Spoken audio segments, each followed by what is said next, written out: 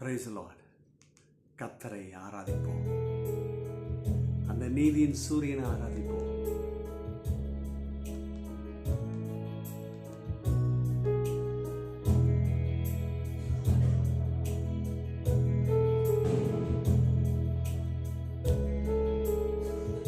அந்த அழகான கண்கள் இன்றைக்கு நம்மளை பார்க்கிறது. அழகான கண்கள் என்னை கண்டதாலே முடிந்ததென்று நினைத்த நான் உயிர் வாழ்கின்றேன். அழகான கண்கள் என்னை கண்டதாலே முடிந்ததென்று நினைத்த நான் உயிர் வாழ்கின்றேன். யாரும் அறியாத என்னை நன்றாய் அறிந்து தேடி வந்த நல்ல நேசரே, யாரும் அறியாத என்னை நன்றாய் அறிந்து தேடி வந்த நல்ல நேசரே, அழகான கண்கள் என்னை கண்டதாலே முடிந்ததென்று நினைத்த நான் உயிர் வாழ்கின்றேன்.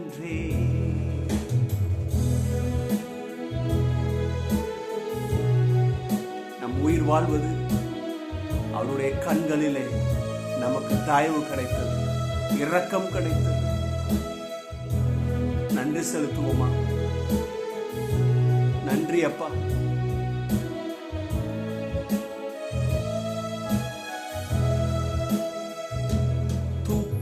எறியப்பட்ட என்னை வேண்டுமென்று சொல்லி சேர்த்து கொண்ட நல்ல நேசரே, தூக்கி எறியப்பட்ட என்னை வேண்டுமென்று சொல்லி சேர்த்து கொண்ட நல்ல நேசரே, அழகான கண்கள் என்னை கண்டதாலே முடிந்ததென்று நினைத்த நான் உயிர் வாழ்கின்றேன். அழகான கண்கள் என்னை கண்டதாலே முடிந்ததென்று நினைத்த நான் உயிர் வாழ்கின்றேன். ஆமென். கண்கள் என்னை கண்டதுக்கு நன்றி. அந்த கண்கள் தான் என்னை தாழ்விலிருந்து, தூசிலிருந்து, குப்பையிலிருந்து என்னை தூக்கி அலங்கரித்த கண்கள், உம்முடைய கண்கள். அப்பா பிதாவே, இந்த காலவெளியிலும் மதுக்கிருபையினால இரக்கத்தினால எங்களை முடிசூட்டுங்க. உங்களுடைய கண்களிலே எங்களுக்கு வேண்டிய இரக்கத்தையும் கிருபையும் செய்யுங்க. நீர் ஒருவர் தான் எங்க வாழ்க்கையில இரக்கத்தையும் கிருபையும் அனுக்கிரகத்தையும் செய்ய முடியும். அது உங்களுடைய கண்களிலிருந்து அந்த தயவு வருகிறது. இன்றைக்கு தேவன் நமது பிள்ளைகளாகி எங்களுக்கு இந்த காருண்யம், இந்த வழிநடத்துதல், தேவனே இந்த வாழ்வு எங்களுக்கு அவசியம். அப்பா நீர் எங்களுக்கு தாரும். அதில் எல்லாவற்றிலும் நாங்கள் ஜெயம் எடுக்க வேண்டும் என்று சொன்னார். உங்களுடைய தயவு, உங்களுடைய இரக்கம், உங்களுடைய கிருபை இல்லாமல் நாங்கள் வாழ முடியாது. இன்னைக்கு என் கூட சேர்ந்து ஆராதித்துக் கொண்டிருக்கிற ஒவ்வொருவருக்கும் இப்பொழுதே உங்களுடைய கரத்தினாலே அவர்களுக்கு அனுக்கிரகம் உண்டாகட்டும், சுகம் உண்டாகட்டும், வாழ்வு உண்டாகட்டும், உங்க கிருபை உண்டாகட்டும். Amen, amen, amen. Hallelujah. Praise the Lord. கர்த்தர் நல்லவர், அவர் கிருபை என்றும் உள்ளது.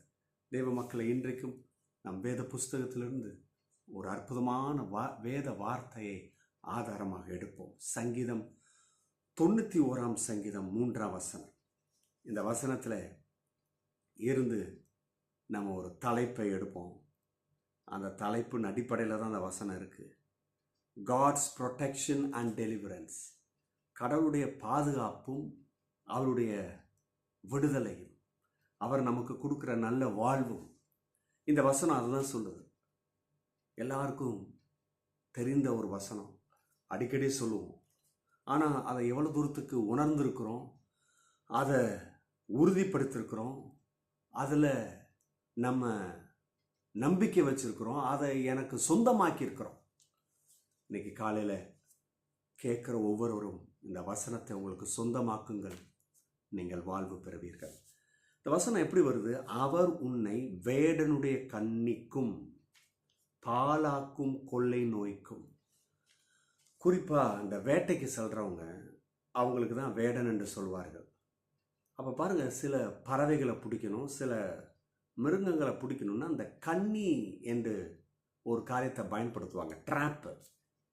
அது பாருங்கள், அந்த ட்ராப்பை அங்கங்கே ஃபிக்ஸ் பண்ணிவிட்டு அது மேலே தானியங்கள் எந்தெந்த மிருகங்களுக்கு ஏற்றவாறு. சில மிருகங்கள் இறைச்சிகளை தான் சாப்பிடும். அப்போ அந்த ட்ராப் பக்கத்தில் அந்த இறைச்சியை போட்டு வச்சுருப்பாங்க. அல்லது சில பறவைகளை பிடிக்க வேண்டும் என்று சொன்னால் அதற்கேற்றவாறு சில தானியங்களை போட்டிருப்பாங்க. அந்த பறவைகளோ அல்லது அந்த மிருகங்களோ வந்து அந்த உணவை சாப்பிடும் பொழுது அவர்களுடைய கால்கள், அந்த பறவைகளுடைய கால்கள் அல்லது அந்த மிருகங்களுடைய கால்கள் அந்த ட்ராப்பில் போய் மாட்டும், சிக்கிக்கொள்ளும், பிடிச்சிக்கும். அது தப்பி ஓட முடியாது. அப்புறம் வேடன் வந்து என்ன செய்வான்? அந்த வேட்டை பொருளை அவன் பிடித்து கொள்வான். இதுக்கு ஒப்பிட்டு சொல்கிறாரு, இப்படி தான் சாத்தானும் செயல்படுறான். நல்லா கவனிங்க, வேட்டைக்கு போகிறவங்களன்னா நான் சாத்தான்னு சொல்லலை, ஆனால் நல்லா தெரிஞ்சுக்கணும் இல்லையா? கவர்மெண்ட் எதெல்லாம் செய்யக்கூடாதுன்னு சொல்லியிருக்காங்களோ அதெல்லாம் செய்யக்கூடாது. சரி, நம்ம இப்போ சத்தியத்தை பார்ப்போம். நல்லா கவனிங்க, வேடன் எப்படி சில காரியத்தை பிடிக்கிறான்? ஒரு நல்ல காரியத்துக்கோ எதுக்கோ ஒரு விஷயத்துக்கு பிடிக்கிறான், அதை ரிசர்ச் பண்ணலாம், இல்லை எதுக்கோ ஒரு காரியத்துக்கு. ஆனால் இது ஒப்பனையாக சொல்லப்படுது இல்லையா? அதனால் அவங்கெல்லாம் சாத்தான், பிசாசு அப்படி சொல்ல வரல. கவனிக்கணும், அவன் எப்படி அதை பிடிக்கிறதுக்கு ஒரு கண்ணியை, அந்த ட்ராப்பை பயன்படுத்துகிறான், ஸ்னேரை பயன்படுத்துகிறானோ, பிசாசு சத்ருவானவன் அவனுடைய பிள்ளைகளை அவன் திசை திருப்புவதற்கு, கடவுளுடைய பிள்ளைகளை திசை திருப்புவதற்கு, நல்ல வழியிலிருந்து திசை திருப்புவதற்கு, தீமைகளை, நாசங்களை, மோசங்களை தருவதற்கு என்ன பண்ணுறான்? ட்ராப்பை போடுறான், ஸ்னேர். வாலிப பிள்ளைங்க இன்னைக்கு போய் தேவையில்லாத பழக்கங்களை மாற்றுறாங்க, தீய பழக்கத்தில். இதெல்லாம் இந்த சத்ருவானன் போடுற ட்ராப். அவங்க லைஃப்பை ஸ்பாயில் பண்ணுறான் பாருங்க.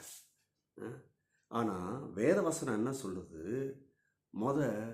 கடவுளை புரிஞ்சுக்கணும். அவர் எதற்காக நமக்கு அவருடைய அனுக்கிரகத்தை செய்கிறார், கிருபை செய்கிறார், தயவு செய்கிறார், ஏன் நமக்கு உதவி செய்ய காத்து கொண்டிருக்கிறார் என்பதை புரிஞ்சுக்கணும். ஏன்னு சொன்னால், மனுஷன் தெய்வ ரகம், காட் கைண்டு. ஹியூமன் வந்து காட் கைண்டு.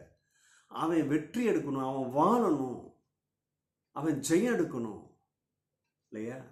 அது அவருக்கு பெருமை, அது அவருக்கு பேரு. ஆகவே தான் அவனுக்கு உதவி செய்கிறாரு. இதை புரிஞ்சுக்கணும். பிசாசு என்ன பண்ணுறான்? அழிக்க வரான். அவன் யாருக்கும் வாழ்வு கொடுக்கறது இல்லை. இன்னைக்கு சில விஷயங்கள் அப்படி கொஞ்சம் சுகமாக, அது ரொம்ப நம்ம இதயத்துக்கு அப்படி ஏற்றதா இருக்கும். ஆனால் அவ்வளவும் அது அழிவு. இதை புரிஞ்சுக்கோங்க. காரியம், understanding the snare of the fowler. அந்த கண்ணி எதுக்கு வச்சிருக்கிறானா? நம்மளை பிடிச்சி அவன் வலையில விழ வச்சு நம்மளை அழிக்க, வாழ வைக்கல, அழிக்க. ஆனா இந்த வசனம் என்ன சொல்லுது? எதுக்கு? கண்ணிக்கு பாலாக்கும் கொள்ளை நோய்க்கும். அவன் ட்ராப்பை போட்டு மாட்டுறான். அடுத்தது என்னன்னா, பாலாக்கும் கொள்ளை நோய். இது ரெண்டுமே எங்கேருந்து வருதுன்னா, இந்த சத்ருவானவன்கிட்ட இருந்து தான் வருது. பாலாக்கும் கொள்ளை நோய் அவன் தான் அனுப்புகிறான். நிறைய பேர் நினச்சிறாங்க கடவுள் தான் செய்கிறாரு, கர்த்தர் நல்லவர், அவர் இந்த வேலைன்னா செய்கிறதில்ல இல்லையா? தீமை செஞ்சு ஒருத்தனை நல்லவனாக மாற்றுறதுக்கு இந்த தீமையை எடுத்து கடவுள் பயன்படுத்தலை. அது அவருக்கு அவசியம் இல்லை. ஒரு மனுஷனை நல்ல வழியைப்படுத்தணும், நன்மை செய்யணும், அவனை திசை திருப்பணும், அவனை நல்ல வழிக்கு கொண்டு வரணும், அவனுக்கு அனுக்கிரகம் பாராட்டணும், அவனை உயர்த்தணும் என்பதற்கு அவர் என்ன பண்ணுறாருன்னா, அவர் கிருபையை கொடுக்குறார். பிசாசுக்கிட்ட கிருபை கிடையாது. பிசாசுக்கிட்ட இந்த நோய், தடை, பலவிதமான நாசங்கள், மோசங்கள் இல்லையா? அவன் வலையில விழ வைக்கிறதுக்கு இப்படி தான் அவன் காரியங்களை செய்கிறான். அவனுக்கு கிருபையை பற்றி தெரியாது, அவன்கிட்ட கிருபையும் கிடையாது, அவனுக்கு கிருபையை கொடுக்கவும் தெரியாது. இதெல்லாம் புரிஞ்சுக்கணும். கர்த்தர் ஒருவர் தான் நம்மளை நேசிக்கிறவர், கிருபையினாலே நம்மளை அலங்கரிக்கிறவர். ஆமென். 2வது இந்த வசனத்தில் பார்த்தோன்னா கடைசி என்ன வருது? தப்புவிப்பார். எதுக்கு தப்புவிப்பார்? அவன் போடுற ட்ராப்புக்கு, அவன் அனுப்பி வைக்கிற கொள்ளை நோய்க்கு கர்த்தர் தப்புவிப்பார். நிறைய பேர் இந்த விஷயத்தை கேட்டோன்னா, ஐயோ அப்போ இவன் தான் ட்ராப் பண்ணுறான், இவன் தான் நோய் அனுப்புகிறான், அப்போ என் பிள்ளைங்க எப்படி இருக்கும்? என் பிள்ளைகளுக்கு நல்ல எதிர்காலம் இருக்கா? எனக்கு நல்ல எதிர்காலம் இருக்கா? என் வேலையில் நான் முன்னேறுவானா? என் தொழிலில் முன்னேறுவானா? அவன் அங்கேயும் இல்லை ட்ராப்பை போட்டு வச்சுருப்பான், அவன் கொள்ளை நோயை எந்த நேரத்துலையும் அனுப்பலாம்லே, அப்போ என் குடும்பத்துக்குள்ளே நோய் வருமா? இல்லை. அதனால தான் கர்த்தர் சொல்கிறாரு, தப்புவிப்பார். கர்த்தர் இவைகளிலிருந்து தப்புவிக்கிறவர். கரங்களை தட்டுங்க. ஆமென். எத்தனை கண்ணியை போட்டு வச்சுருக்கலாம், எத்தனை ட்ராப்பை போட்டு வச்சுருக்கலாம், நம்ம ஆப்பிட மாட்டோம். கர்த்தரை நம்புங்க, கர்த்தரை சொந்தமாக்குங்க, அவர் நம்மளை தப்புவிப்பார். God's assurance and faithful. கடவுளுடைய உறுதியான காரியமும் அவருடைய உண்மையான காரியம் இதுதான். அப்போ அவர் நமக்கு என்ன செய்கிறாரு? இந்த காலவேளையில் அதை பாருங்க. அந்த கல்வாரி சிலுவிலே நமக்காக ரத்தம் சிந்தினார் பாருங்க. இயேசுவின் ரத்தம் இந்த பூமி எங்கும் உலாவிக் கொண்டிருக்கிறது, அது பேசி கொண்டிருக்கிறது. எந்த ஒரு மனுஷன் கர்த்தரை நம்பி ஜீவிக்கிறானோ அவனுக்காக இந்த ரத்தம் குரல் கொடுக்கும், பேசும். அந்த ரத்தம் அவனை பாதுகாக்கும், தீமைகள் நாசங்கள் வராதபடி அனுக்கிரகத்தோடு கூட அவனை பாதுகாக்கிற ரத்தம் இயேசுவின் ரத்தம். 2வது பார்த்தீங்கன்னா, அவருடைய சிறகுகளாலே நம்மளை மூடுவார். அவருடைய சிறகுகள் பாதுகாப்பான சிறகுகள். ஏதோ நீங்கள் பிக்சர் பண்ணி பார்க்கும் போது சில பேர் இந்த பறவைகளுடைய ஃபெதர்ஸை கண்ணுக்கு முன்னாடி கொண்டு வருவீங்க. இது அந்த மாதிரி ஃபெதர்ஸ் இல்லைங்க. அந்த ஃபெதர்ஸில், பறவைகளுடைய ஃபெதர்ஸில் ஷூட் பண்ணலாம், அது பாதிப்பு உண்டாகும். இது அந்த மாதிரி ஃபெதர்ஸ் கிடையாது. இது எப்படின்னா புல்லட் ப்ரூஃப் போல. புல்லட் ப்ரூஃப் கூட தோற்று போகலாம், ஆனால் கடவுளுடைய விங்ஸ் எப்படின்னா மனுஷனை பாதுகாக்கிறது. ஒரு துளி, ஒரு அதிர்வை கூட நீங்கள் பார்க்க முடியாது, ஒரு ஆபத்தை கூட உங்களுடைய கூடாரத்தில் வராது. நோய்களும் பிரச்சனைகளும் வியாதிகளும், கொள்ளை வியாதிகளும், உயிரையே அழிச்சு போடுகிற வியாதிகளும், உயிர்களே கொண்டு போடுகிற கன்னிகைகளும் கர்த்தர் நம்மளை விட்டு விலக்குகிறார். அது நம்மளே வந்து செயல்படாது. அவருடைய அனுக்கிரகம் நம்மளை மூடி மறைத்து கொள்கிறது. எல்லாரும் கரங்களை உயர்த்தி இயேசுவின் ரத்தத்துக்காக நன்றி செலுத்துங்க. எல்லாரும் வாயத்திறந்து சொல்லுங்கள், ஆண்டவர் இந்த காலையில் என் வேலையில் ஆரம்பிக்கிறதுக்கு முன்னாடி இந்த வேத வார்த்தை எடுக்கிறேன். நீங்கள் தான் சொன்னீங்க, வேடனுடைய கண்ணிக்கு, அதாவது பிசாசனுடைய கண்ணிக்கும் பாலாக்கும், பாலாக்கிடும் அந்த நோய், அதுக்கும் என்னை விலைக்கு பாதுகாக்கிறவரே உமக்கு நன்றி. என்னை உங்களோட சிறகுகளை மூடிக்கொள்ளுங்க, என்னையும் என் சந்ததியும் இரத்த கோட்டைக்குள்ளே வைங்க. நாங்கள் செய்கிற காரியங்களை வாய்க்க பண்ணித்தாங்க. இன்னைக்கும் பிள்ளைகள் ஜெயம் எடுக்கட்டும் இயேசுவின் நாமத்தினாலே. ஆமேன். நீங்கள் ஆசீர்வதிக்கப்பட்டவர்கள். போய் கொண்டாடுங்க. கர்த்தர் உங்களுக்கு உதவி செய்ய காத்து கொண்டிருக்கிறார். ஆமேன். God bless you. Bye bye.